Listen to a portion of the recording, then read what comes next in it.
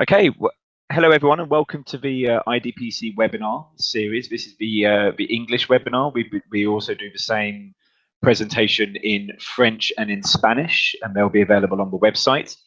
And in this webinar, we want to give an introduction to the United Nations Commission on Narcotic Drugs. So we're going to talk through what the CND is and how we can engage with this as a forum. So all the way through the webinar, if you do have any questions and you're watching this live on YouTube, please do put your questions in the comment section. My colleague Marie is going to collate those, and we'll have some time at the end to answer those questions for you. So thank you.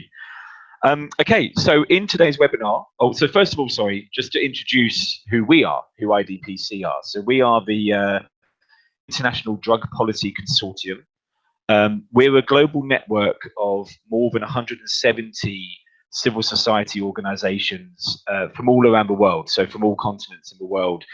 Amongst that membership, we have harm reduction networks, we have drug policy groups, we have networks of people who use drugs, and basically all those members come together to promote more humane drug policies and to promote the involvement of civil society in these debates, and to make sure that civil society has a strong voice in the debates around drugs that take place.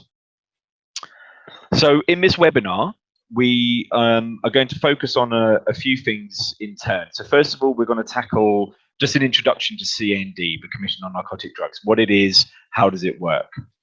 We'll then turn our attention to how NGOs can engage at this forum. I'm delighted to be joined today by Nazli from Canada, who's going to give us some of her experiences as a CND attendee and how that worked for her. We're hoping to also be joined by Simon Beddoe from India, but he's not on the call. He's not on the webinar at the moment, so hopefully he'll join later. And then we are going to have an overview of the meeting in 2017 that takes place. And then, as I said, at the end, we'll have time for a Q&A session to answer any queries that you may have. So first of all, what is the CND? The Commission on Narcotic Drugs, and we're going to talk about what it does and the different structures that it has and the way that it works.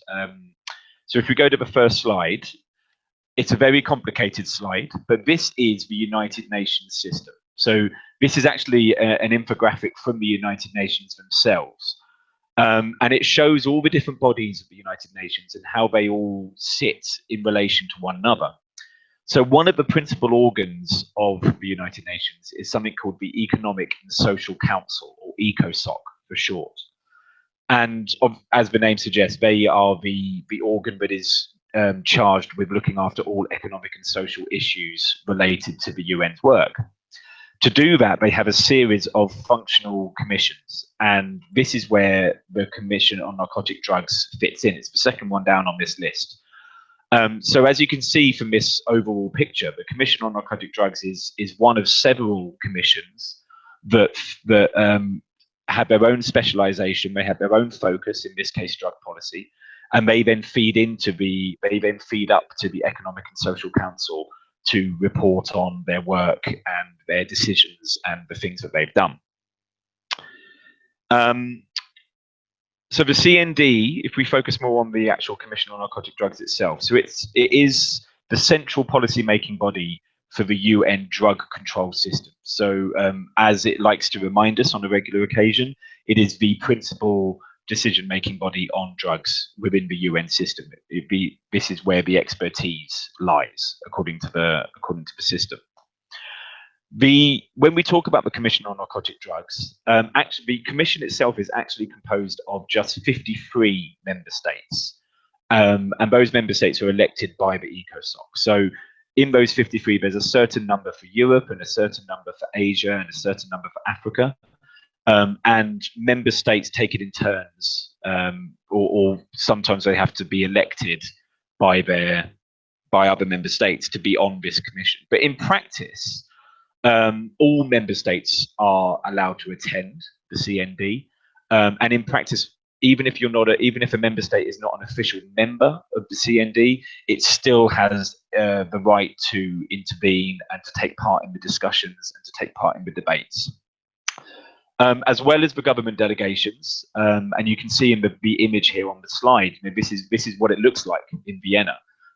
This is the giant room where the plenary takes place, and you can see all the governments lined up here, row by row, each country having an allocated space. As well as the governments, you then also have UN agencies present, the regional groups such as the African Union and the European Union, and crucially, NGOs are also allowed to attend the CND, although we attend as observer status. We have observer status, and we'll explain a bit more about what that means later. So the CND meets, well, actually, it meets quite regularly, but the main meeting takes place every year around this time, around the end of March, beginning of April. They meet in Vienna, the Vienna International Centre, which is the building you can see in the picture there. And that's a week-long meeting normally. Sometimes it's even longer if they have additional things to discuss. And that's the meeting, for example, that is coming up soon. They then also have a meeting towards the end of every year, so the reconvened session of CND, which is a shorter meeting and normally is just a wrap up on some of the more procedural issues from the year, and for example, to discuss the budget for the next year and things like that. And then in between those meetings, they will hold what are called intersessional meetings. These normally only last a day, sometimes 2 days. They can be called at any time to discuss an issue that cannot wait until March or cannot wait until December.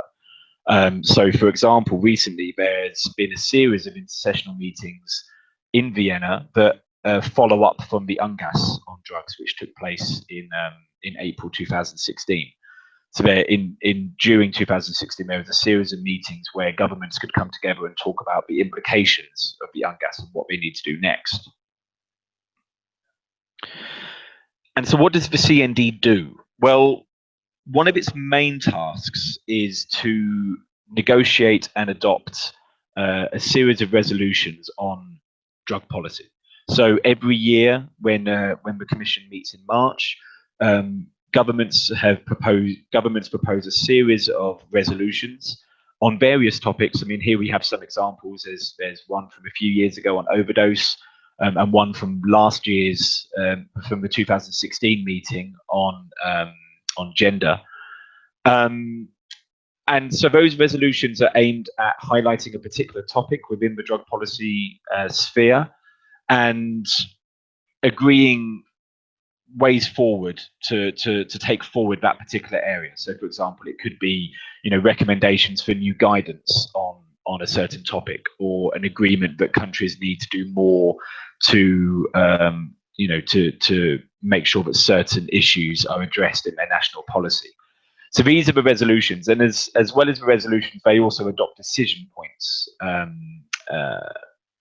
when they meet in March, which is similar. They're just a bit shorter, but again, just commitments of all the member states there to take certain actions. And these resolutions, they are agreed by consensus. This is something that the CND is very passionate about. It's very proud of its consensus-based model. And the idea very much is that if the member states present cannot agree on certain language, then either the resolution doesn't pass or the paragraph has to be removed. There's a very strong commitment that everything that's agreed by CND is done so by consensus. So as well as the resolutions, it's also an opportunity for governments from around the world to present on their domestic policies and domestic priorities and the work that they're doing, and for a debate about the current state of drug policy. I mean, this tends to take place in the plenary room. We'll talk a bit more about the different structures within CND, but this takes place in the plenary room. In practice, it's less of a debate. Often, it's more a series of statements from governments that say, here's what we've done in this country. It has improved a lot. I mean, going back, a few years, those country statements were dominated by, for example, a government would stand up and say, "Here's how many people we've arrested this year. Here's how many drugs we've seized." Whereas now there's much more discussion about alternatives to incarceration and a health-based approach and human rights-based approach, at least amongst certain governments who are there, who are keen to promote these issues in Vienna. So things have moved forward quite dramatically in the last, I'd say, even in the last decade at the CND. But yeah, so that discussion about the current global state of drug control takes more often than not takes the form of a series of statements from governments declaring their positions on different issues.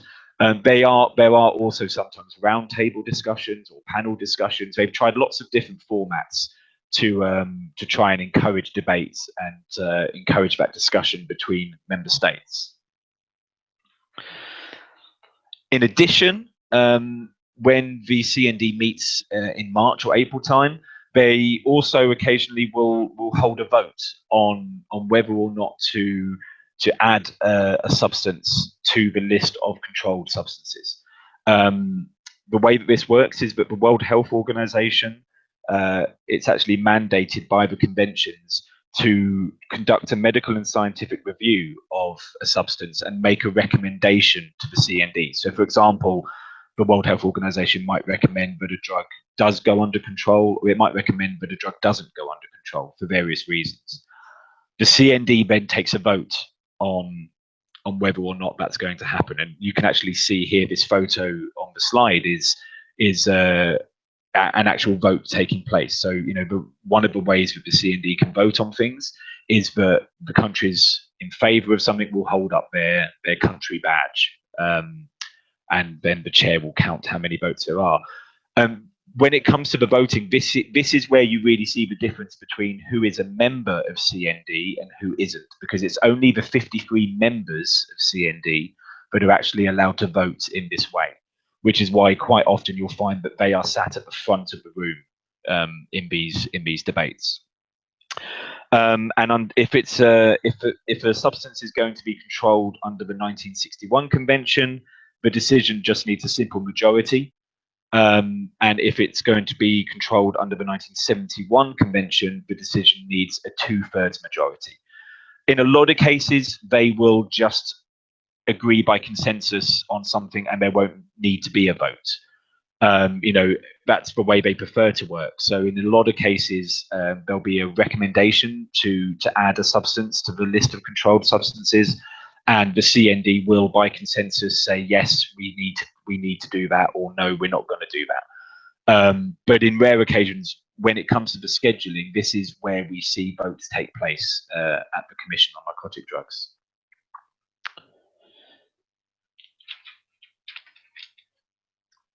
And so quickly to talk about how it works. I mean, I've already mentioned the plenary. The plenary session is in the main room of the building where this meeting takes place. It's where the member states and the United Nations agencies and the other high-level guests will make their statements. It normally opens with whichever ministers are present that year, followed by regional groups and UN agencies and others. Crucially, the NGOs, they are allowed to make interventions in the plenary as part of the debates. Quite often the NGOs are left till last. So you can sometimes find it's quite late in the evening and the room is emptied out a bit. But again, this has been a really positive step, because the use of this permission for NGOs to speak is something that we're really using more now than we were a few years ago. So again, it's something that has progressed in recent years. The plenary is also where the votes will take place, if there are to be any votes that year. And finally, it's where the resolutions, once they have been agreed in another room, which I'll talk about in a second, but this is where they come in the final session. All the resolutions will come here to be signed off, and the actual final report from the meeting will also be signed off by the plenary. So this is where everyone sits in one big room. Um, just across the corridor from this, in an adjacent room, is something called the Committee of the Whole, or the COW, as we call it for short. Now, this is where the real negotiations can be watched, because as I said, in the plenary, it tends to be a series of country statements with limited interaction between countries. Whereas here in the Committee of the Whole, the way that it works is you'll have a resolution that has been proposed by a country, and that resolution, if you can see on the picture on the screen here, that resolution will then be placed up on the screen at the front of the room as a Word document. And that is where every country that's present, and whether they're a member of CND or not, they will all then intervene. So, for example, one country will put their flag up and say, in paragraph 4, we want to remove that word. And then another country might turn around and say, actually, we don't agree to that. So, and this is where through this negotiation and through this debate, these resolutions get edited and they start to take the form that is based on consensus. And once every member state in this room has agreed that, agrees to the text that's on the screen, that is when that resolution has been completed and it gets passed on to the plenary to be adopted. The Committee of the Whole is open to all the member states, as I've said. Anyone else in that room, I mean, NGOs are allowed to sit in that room. We sit at the back, but we do have to keep ourselves quiet because we are there purely as observers. We do not have the, we don't have permission. We aren't able to directly intervene in the negotiations itself, no matter how much we might be tempted to say something. Yes, we have to bite our tongue in this room and do most of our work in the corridors. But yeah, so this takes place throughout the week, and in a normal Commission on Narcotic Drugs meeting, there might be anywhere between 10 and 15 resolutions to work through, and this is how they do that process. And it's an interesting process to watch it unfold. Aside from that, there are the side events, and again, this is something where you can see a huge step forward in terms of civil society presence at the Commission on Narcotic Drugs. The side events take place in the mornings or during the lunch times throughout the week, and it's really an opportunity for member states and civil society groups and UN agencies to facilitate more in-depth discussion on certain issues. So, for example, we've had side events in the past on proportionality or alternatives to incarceration or cannabis policy or harm reduction or overdose. Relevant to the work of the Commission on Narcotic Drugs, you can apply to organise a side event to discuss that issue. And we've seen a huge increase in the number of side events, a huge increase in demand for them, and a huge increase in interest in holding side events. And in many cases, these side events are held, civil society has a really important role to play, but most side events are a partnership between civil society and governments and UN agencies.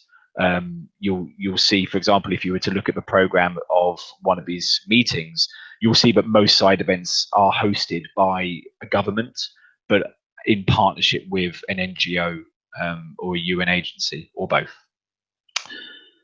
And then finally, in addition to these things, there's also other meetings that take place. The first of which is something that is referred to as informals. So if you're in a Commission on Narcotic Drugs meeting, you'll hear them talk about informals quite a lot.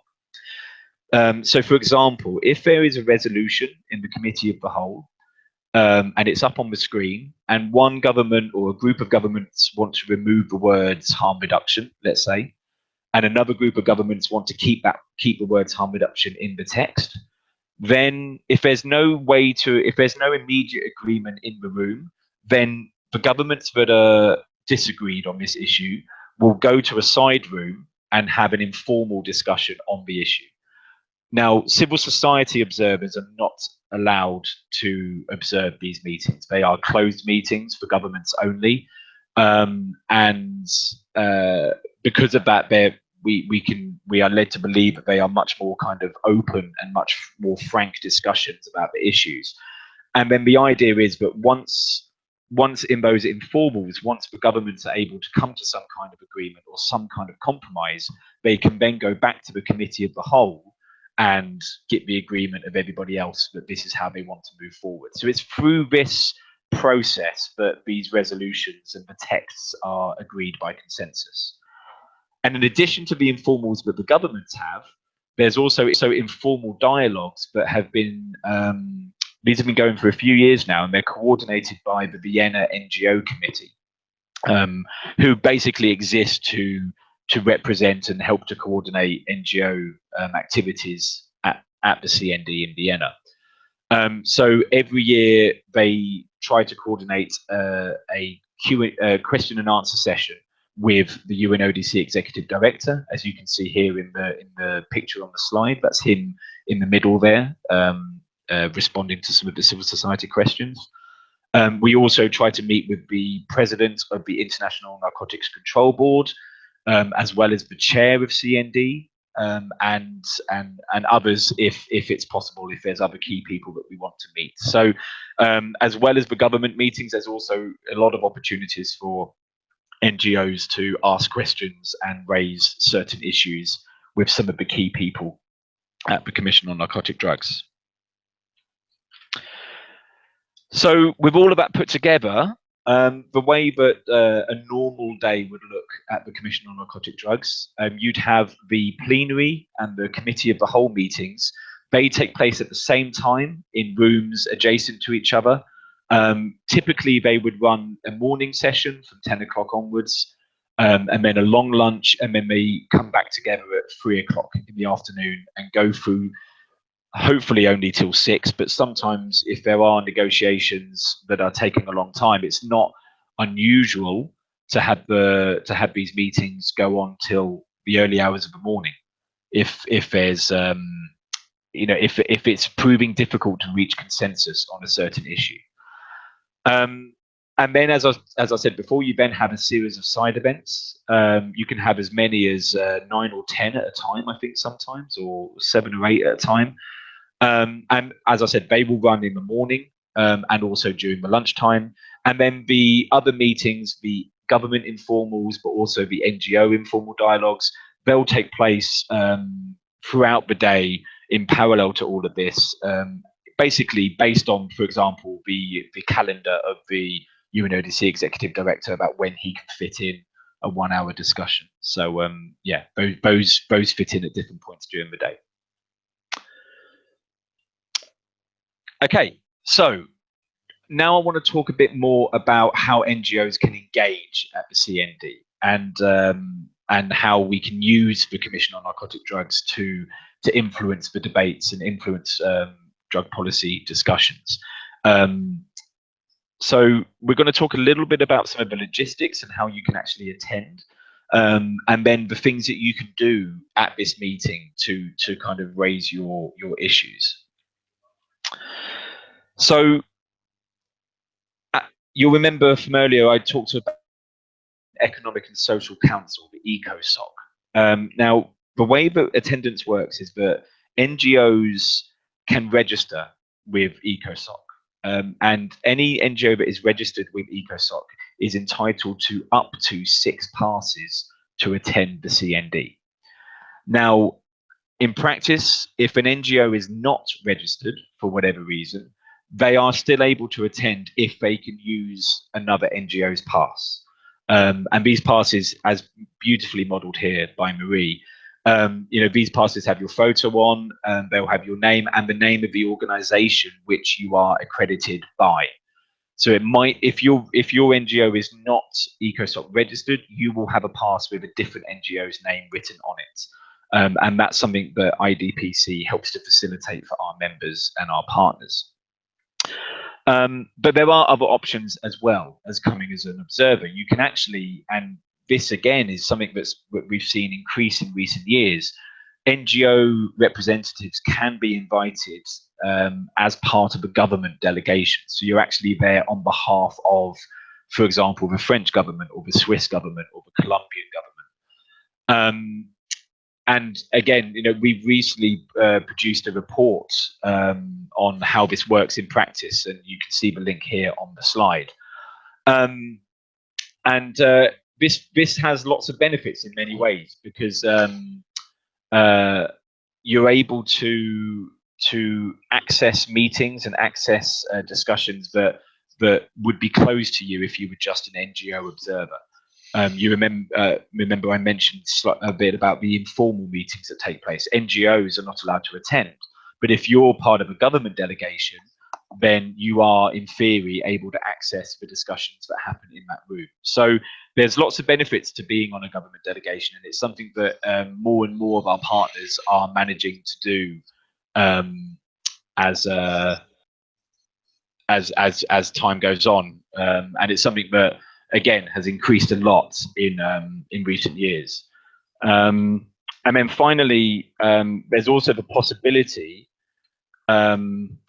of attending as a media representative. There's more information on this on the United Nations office in Vienna website. You do need to be accredited by a media outlet in your own country, so not just anyone can apply for one of these passes. But again, it's another option if you want to attend a meeting and you're struggling to gain access to the building.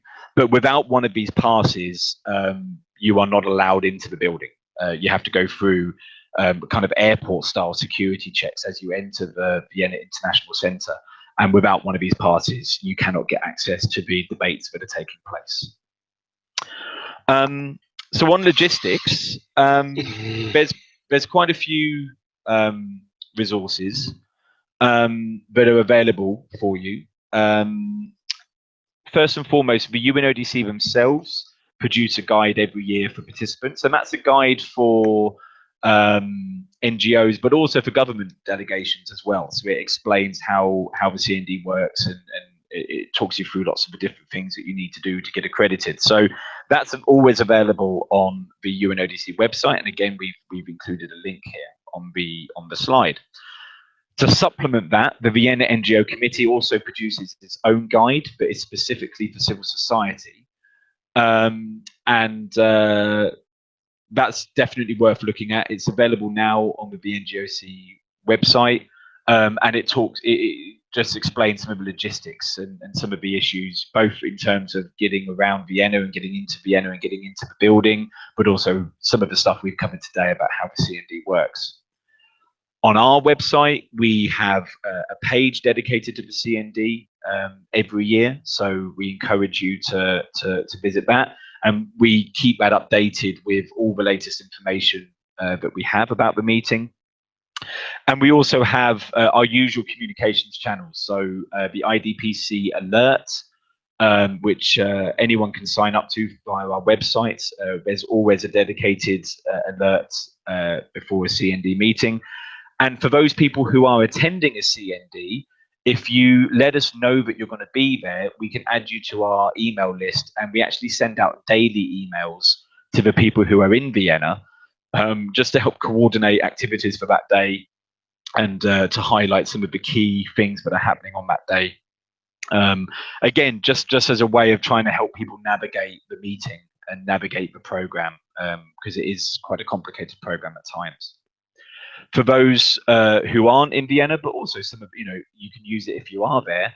The CND blog is a service that we've been providing since 2008 or 2009, I think. And but basically what we're aiming to do is provide a resource where even if you're not in Vienna, or you want to find out what happened at a CND a couple of months ago, or maybe a few years ago, the CND blog is a live and permanent record of the discussions that are taking place. So we have a team of bloggers in the building who are furiously typing away as the government speak and trying to record the key points of all the interventions. And yeah, as I say, that it's the only available record of its kind. As far as we're aware, the CND itself doesn't provide anything like this. So that's why we've taken it upon ourselves to do that. And it's a really good resource. You can go on there, for example, and you can do a very quick search for your own government or your own country, and you can immediately see what interventions your own country has made in Vienna. So it's useful for people who are trying to follow the CND from a distance. We also know that it's used by a lot of government delegations. For example, if a government has a small delegation, they only have 1 or 2 staff present, they can't be in all the different discussions at once. So if they're sat in one room, they use the CND blog to find out what's going on in the room next door. Again, all part of the service that we provide. And new for 2017 will be the CND app. Again, another way to help navigate the program and to help navigate the building and find your way around the CND. It's available to download, it will be available on the 10th of March to download from the IDPC website, as you can see here on the screen. And this gives you the option, for example, to set your own program and to set reminders for certain events that you don't want to miss. And also allows some functionality so you can look through previous agreed language, previous resolutions, to find out, you know, the agreed language on various topics, which is always useful. We're hoping that this will be particularly useful for government delegations when they're in the committee of the whole and they're trying to edit some of the language that is up on the screen in front of them. So that's something that's new for 2017, and we encourage you to have a look at that when it's available on the website. So finally, to talk a bit now about how NGOs can influence the debates. You know, what can you do once you get to the CND? One of the options is, as I've said before, you can make a statement in the plenary. NGOs are entitled to speak in the plenary. You can see on the image here, this is Anne Fordham, IDPC's Executive Director, delivering her intervention. And it's a great opportunity to be able to put your point across, because obviously that then goes on the record, and to raise issues, particularly issues that might not be being covered as much as we want in the country statements. You know, it's an important avenue that NGOs have. And as I said earlier as well, with the committee of the whole, it's not possible for civil society observers to intervene, but the thing you can do is talk to the government delegations in the corridors and try and advocate for your positions with the people who are able to intervene and the people who are able to, you know, change the language on a resolution. These, you know, just over coffee or you know, over lunch in the restaurant, you know, these meetings are a really useful tool for civil society, because by attending the CND, you have some of the key policymakers that affect this domain of work. They are all in one place, both for your own country or your own government, but also regionally and internationally. So it's a real opportunity to have these conversations face to face with some of the people who are responsible for making the decisions. In our experience, that's one of the ways that attending CND can be the most valuable. I've already talked about side events. Obviously, an NGO can organise a side event, or can speak in a side event, or can ask questions in a side event. They're open to all they're open to everyone who's there in Vienna, and they're a good opportunity to, you know, to raise issues and to really encourage a proper discussion on some topics that might be difficult to cover in the plenary. So, for example, you know, cannabis regulation or the death penalty.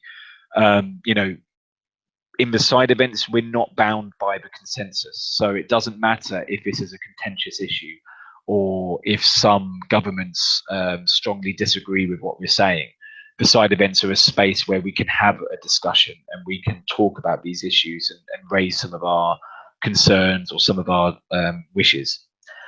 And there's also the opportunity at every CND to share documents.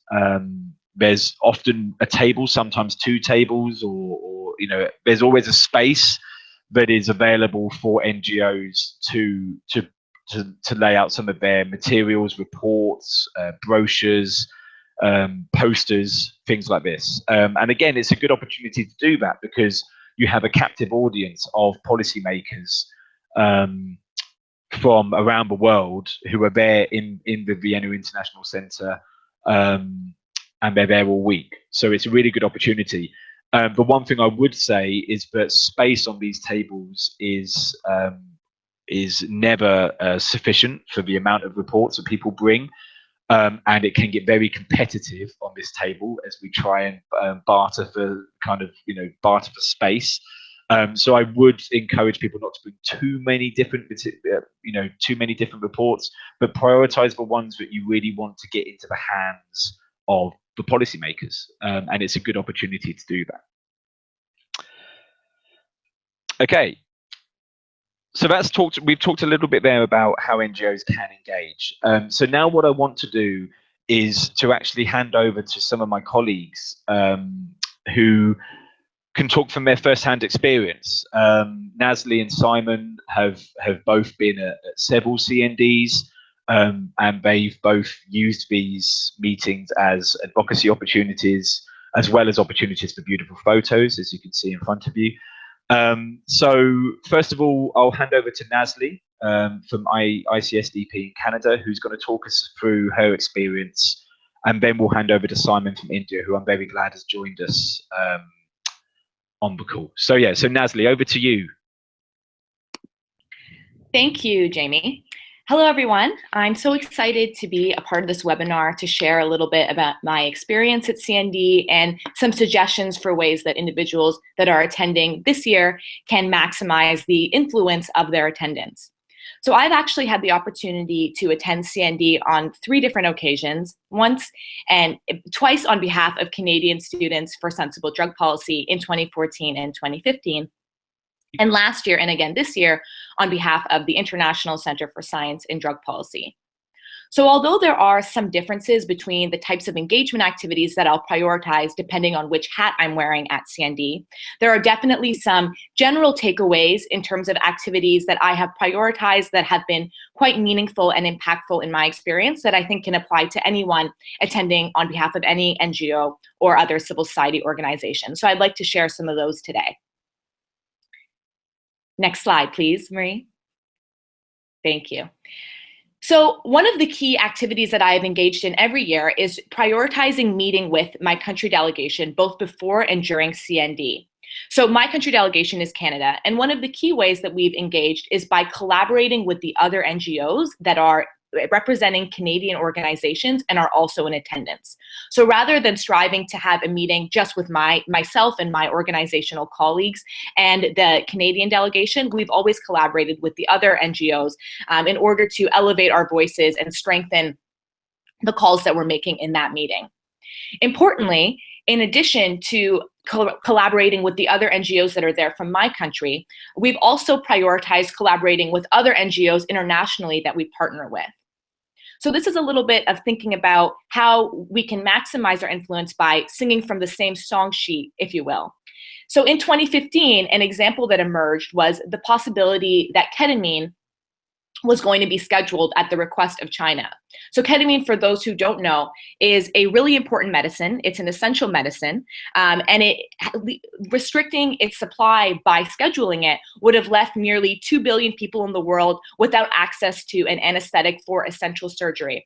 So understandably, there was a lot of concern from the NGO community about the ramifications of scheduling ketamine. So this was something that NGOs partners were able to collaborate with our organization and the other Canadian organizations that we were meeting with the Canadian government alongside, in order to make sure that that was something we were bringing to that meeting and communicating to the Canadian delegation. And that was actually a success story because ketamine was not scheduled, although the risk still seems to remain year to year. So we'll see, and that'll be something that we'll continue to advocate on should it become a key issue again.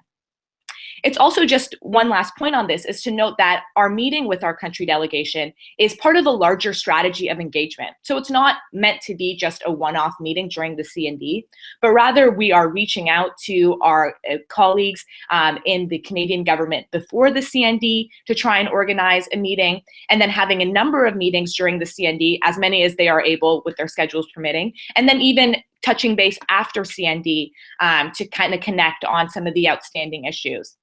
And in addition to prioritizing CND-specific advocacy points, this is also, of course, an opportunity to talk about some of your domestic priorities. And you can even bring some of the publications or briefs and resources that you want to share to these meetings in order to maximize the impact. So meeting with your country delegation is something I would definitely prioritize. A second area of engagement is organizing and presenting at side events. So I certainly recognize that the deadline for requests for side events has actually now passed. But for those that were able to secure a side event or are perhaps presenting on a side event organized by another NGO or member state, I thought I would give some tips in terms of how you can maximize your impact there as well.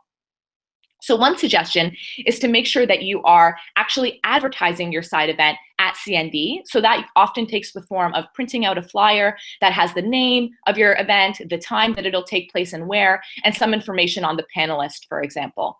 And that's because, as Jamie mentioned, there are an increasing number of side events, and it can be difficult to ensure awareness and then therefore attendance at your side event. So having a flyer that you can give to people who you're talking about your side event with, or you can leave on the publications table or in different areas around the Vienna International Centre, can be a useful way of building awareness and therefore attendance at your side event. Additionally, you can also advertise online. So that just means using social media and your website to post information about your side event. At the actual side event, I am a big fan of taking on activities that make sure the things that are said in that event reach individuals who are not actually there. So in the past, we have taken video recordings of our side event, we have blogged about our side event, and we've live tweeted, and that can create a record that can be referred to in the future as well.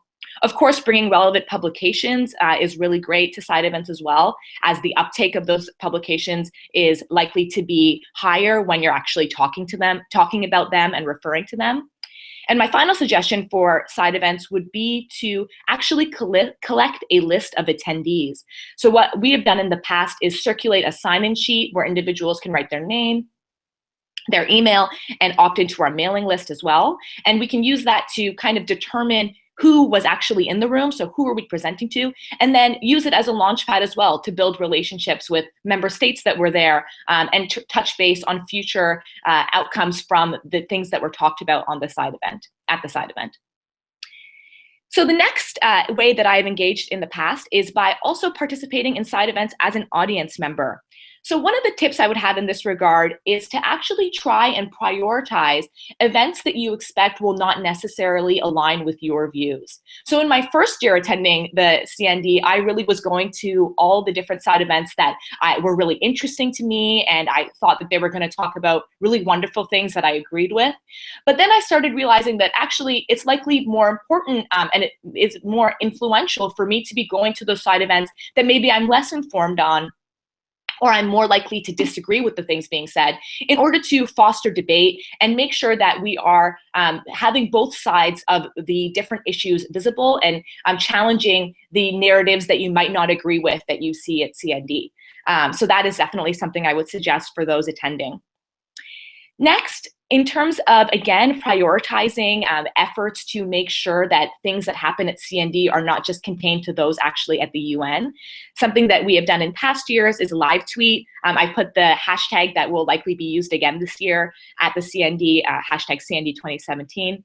And we've also reported on the blog. While I would attend for CSSDP for the 2 years, I was actually doing nightly blog posts. So while I wouldn't necessarily recommend that because it was highly exhausting after 10 to 12-hour days at CND sometime, it was really great to make sure that individuals that aren't actually there are aware of what's happening at CND as much as possible. And also in terms of just increasing the drug control regime's transparency as well. So maybe not a blog post every night, but using a blog and live tweeting are definitely ways to make sure that different findings from CND reach audiences outside the UN walls. And finally, contributing publications to the NGO table. This, of course, as was said, there's not much space, but it is an important way to disseminate your work. I had just some additional tips as well. Some final suggestions for engagement at CND. Marie, if we could go to the next slide, please.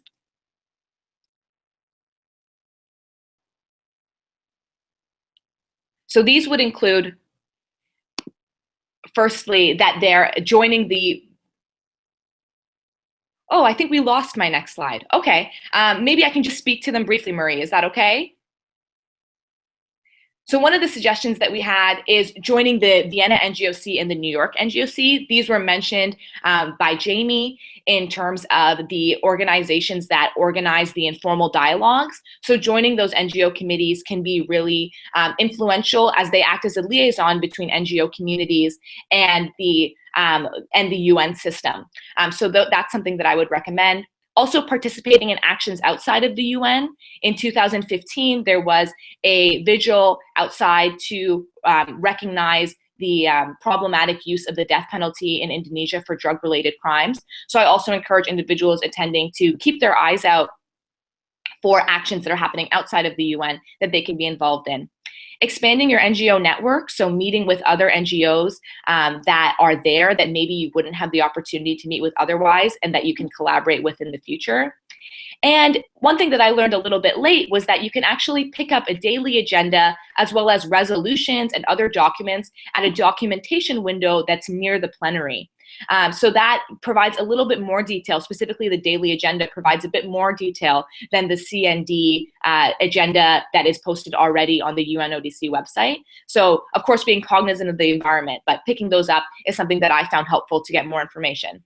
And my last suggestion was just to eat in the delicious cafeteria. I learned about the cafeteria quite late, and I was just buying really sad sandwiches from kiosks throughout the Vic.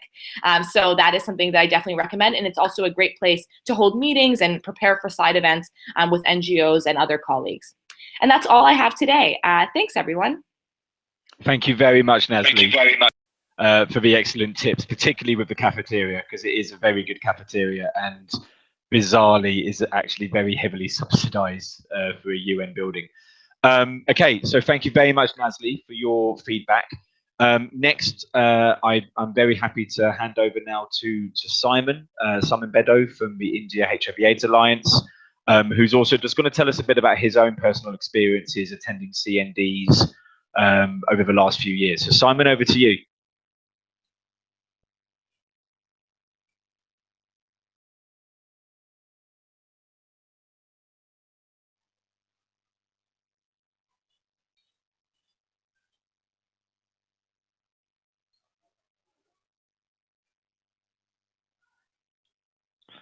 Okay, hopefully we appear to be having a few sound problems with Simon. So what we'll do, we'll just move on, and we'll try and get that fixed as we go. And we can always come back to that segment. So next up, I want to talk about the actual session that's taken place this month. The 60th session of the Commission on Narcotic Drugs takes place from the 13th to the 17th of March. 2017, so just a few weeks away now. Now, as I said before, for updates on this particular session, please do visit the IDPC website. Please do sign up for the IDPC alerts. But also, as Nazli mentioned, we do encourage people to join the Vienna NGO committee as well. You can find out more information on their website. But again, it's all about just getting as much information as you can to in order to be fully informed when you're at this meeting in Vienna. So for the 60th session in a couple of weeks' time, the chair this year is Norway, and the vice chair is Mexico, and that means that Mexico will be chairing in the committee of the whole, where the resolutions are negotiated. The chairing roles rotate every year. So this year we've got Norway and Mexico, which is good because they're both very supportive countries. So moving on to to the specific agenda for this year, the agenda is now available on the UNODC website. We'll put up a link in a moment. So as normal, we start with an opening ceremony. As this is the 60th anniversary, I guess, the 60th CND, I think they're expecting some high-level speakers there, although it has unfortunately been confirmed that the UN Secretary General, the new UN Secretary General, will not be attending.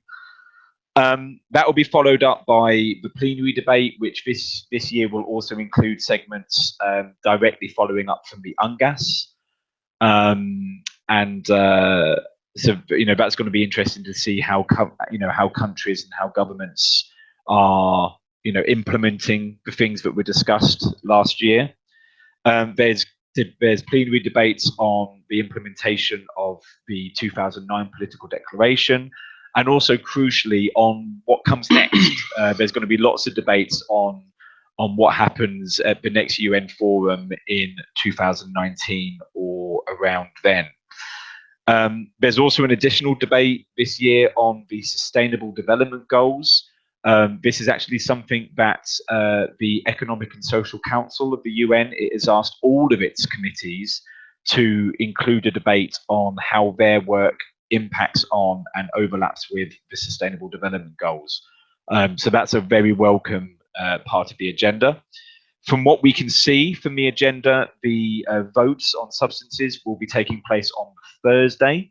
There's a list of substances that are proposed for scheduling this year, none of which I will confess I have ever heard of before. But it's always useful to watch that process unfold. Whether or not there'll actually be any votes remains to be seen in that session. And then in the final day, on the Friday the 17th of March, that's where the CND resolutions will be approved and the final report approved in the plenary. And as I said, the programme is available on their website, and we have put the link here. That programme also includes all the side events as well. So the resolutions this year, we have 12 resolutions and decision points that have been uploaded. They're actually still being uploaded slowly to the UNODC website. And again, you can visit this page to find, I think at the moment there's 8 of the 12 are currently uploaded. And these are the draft resolutions. So this is the text that will be up on the screen in the committee of the whole for people to debate.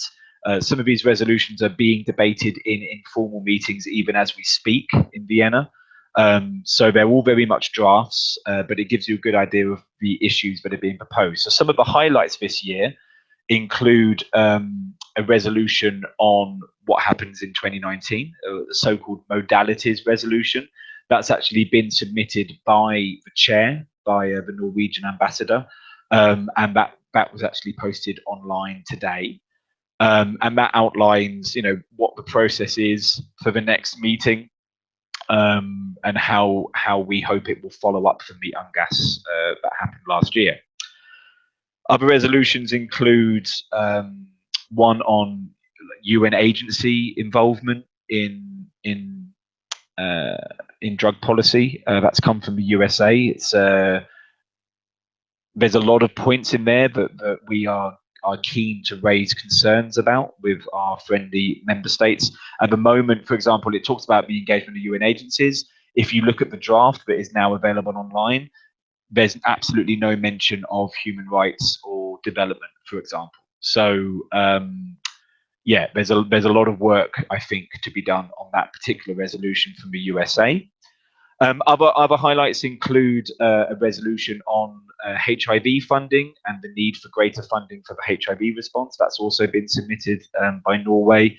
And also the UK has submitted a resolution on new psychoactive substances, but taking a health, looking at it through a health lens, and looking at the health approach to NPS, which includes, refreshingly, includes a harm reduction, some harm reduction language, which is great.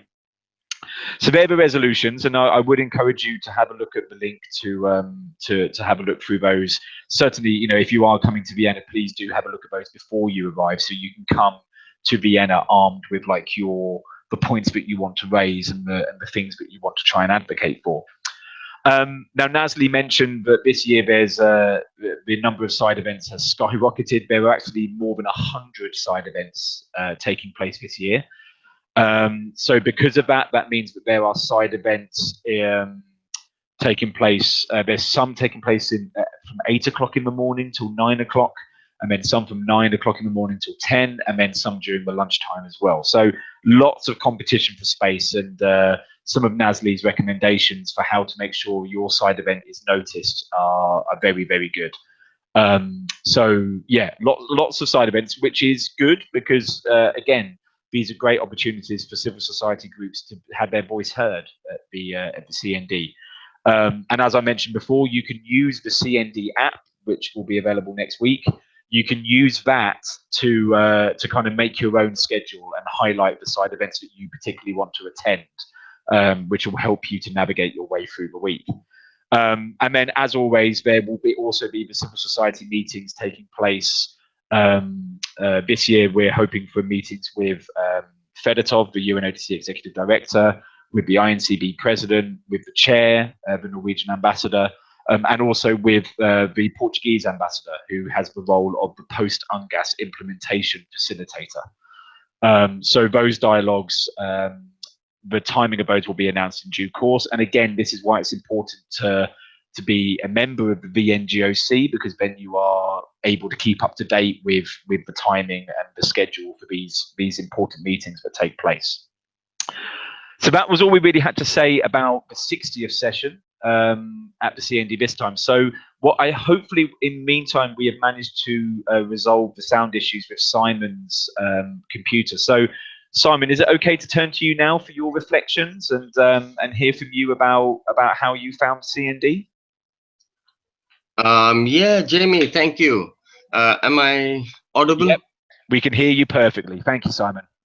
Awesome. Thank you so much, Jamie, for having me. It's my privilege to share this experience. I first started attending the CND meetings in 2013, and my organization, the India HIV/AIDS Alliance, being part of a larger network of civil society organizations engaging together on issues related to drug user rights and harm reduction in particular. For us, it was opportunity to engage with stakeholders that are traditionally not very open to discussions on harm reduction and rights and drug user programs. So as part of the civil society engagement process, Nazli very beautifully laid out the entire process, and for us as well, we engaged in a similar manner. The plus for me was that the CND led to the formation of a civil society task force for the UNGAS, and that was where there were opportunities for increased dialogues with narcotic control and other bodies within our government decision making. For us, it was central to have the key messages very clear. So getting consensus from as many CSOs, civil society networks, drug user organizations and groups, so that there is a collective voice and everyone wants the same thing. So through the civil society task force for the UNGAS, Jamie mentioned earlier the collaboration of the Vienna NGOs and the New York NGOs. Um, it was a privilege for me, for my organization, to represent, to be one of the 2 regional representatives of South Asia. And through this process, we were able to engage with other similar civil society organizations in the region that participated and in some very key dialogues on drug policy reform. And I think the CND is a really great platform to engage with mostly the drug control agencies from our country, and have an opportunity to very informally, of course, talk about things like decriminalization of drug users and access to controlled substances. So for greater access, Nazli was mentioning about the ketamine. So not just for ketamine, to greater access to methadone and other controlled substances. For us, the key messages were around a wonderful campaign that IDPC led called "Support Don't Punish." So this is a perfect message, and it sits very well with decision makers as well. For us, it was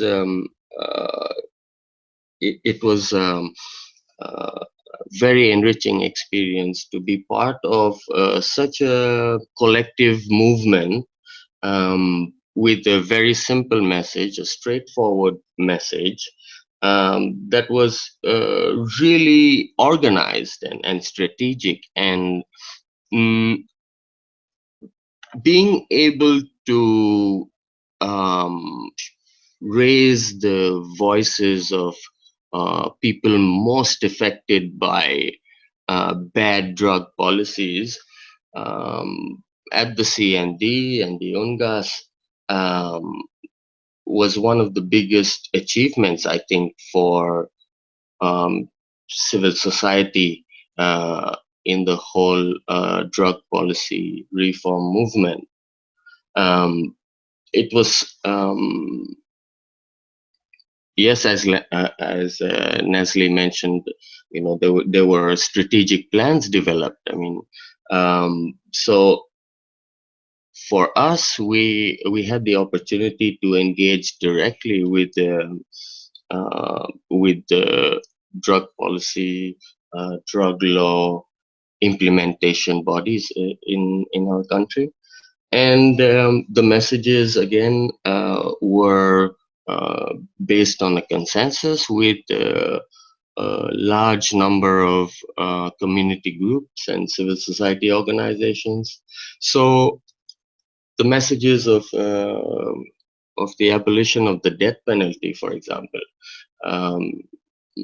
it was very heartening to be able to have civil society and drug user representatives themselves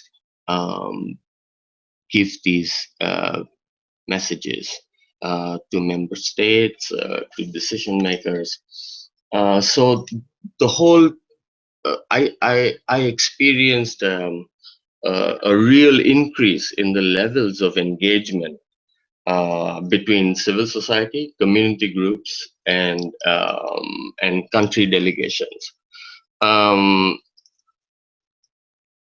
best part about the CND is that there is also time for informal engagement, when you can sit with a cup of coffee in the cafeteria with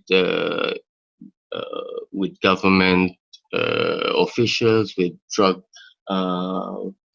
policymakers, and just share personal experiences and talk freely about decriminalization and harm reduction. And so the big plus for me, as well as for my organization, I think, is the value of engaging with key stakeholders, but in a very structured manner, framing messages, developing really strong partnerships with networks and groups, and ensuring that the communities most affected by drug policies are engaged in the process and able to increase their engagement over time. Thank you very much. Excellent. Thank you very much, Simon. It's really good to hear your insights into it. So, just a reminder to everyone who's watching that you can post some questions to myself or to Simon or to Nazli. You can post questions via the YouTube page comment section. We'll just get the slides back up quickly now. So yeah, if there's any questions, we're happy to answer those now.